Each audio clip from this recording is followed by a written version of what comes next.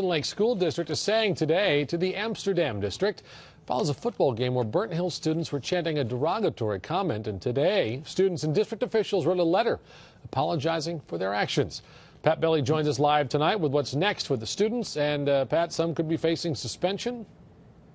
That's absolutely right, Jerry. School officials here today say those students could face up to a 5-day suspension from school and possibly be banned from the rest of all sports activities throughout the rest of the year here at Burnt Hills-Ballston Lake. But they say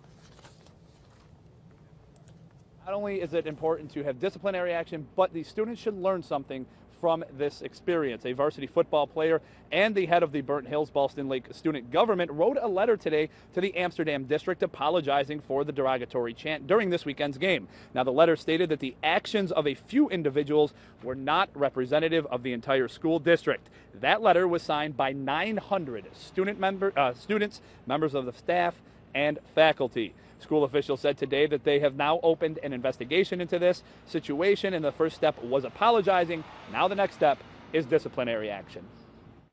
We're going to, again, continue our investigation. I'm not comfortable at this time, putting specific disciplinary stuff on the table.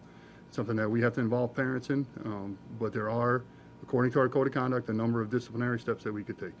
Tim and I are in constant conversation about all kinds of things that come up in the course of high school days, and this is just, an incident that we'll be dealing with. It's a serious incident, but it's one that I'm sure Tim's going to get the facts sorted out, make the decision based on the facts, based on being fair and consistent with how it's been handled, in other situations. And so where does this investigation stand? According to the high school principal, between 40 and 50 students were in that student section on Saturday where they believe the derogatory comment was coming from. However, they believe they've narrowed it down to about 6 or 12, just about a handful of the 40 or 50 making the actual chant. They say that they're guilty of it, and the principal said today that some of those students have already come forward and admitted to this, saying that they were embarrassed by the media reports of what's been going on, Jerry.